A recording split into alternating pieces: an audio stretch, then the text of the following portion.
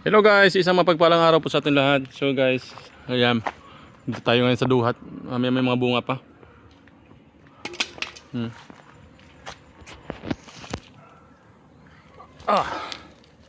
So sira-sira na guys, oh.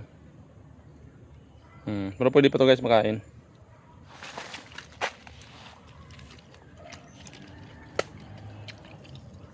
Masarap siya.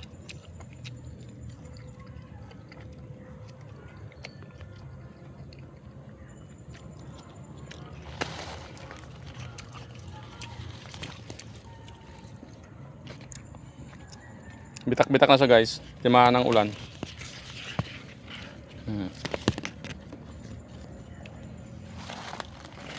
Pero matamis.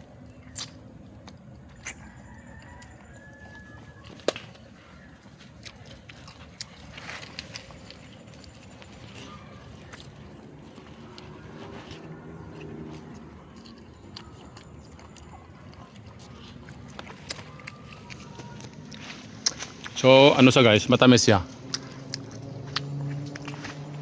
So ano, bitak-bitak na siya guys kasi tinamaan na ng ulan. Ayan.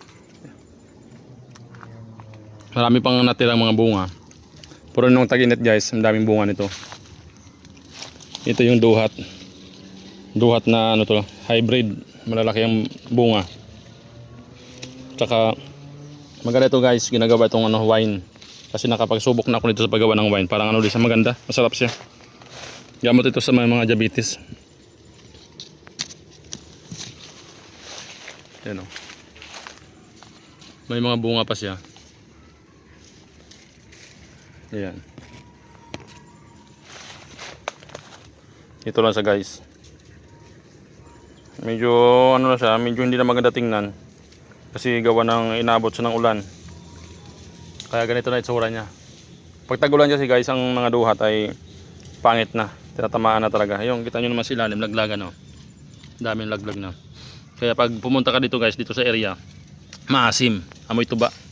Kasi ito, pag pumatak na sa lupa, tumagal na mga 3 araw, maasim na siya guys. Parang tuba na siya. Kaya ito ginagawa talagang ano, wine. Sarap ito sa inang gawing wine. Marami pang bunga. Thank you guys. Thank you for watching.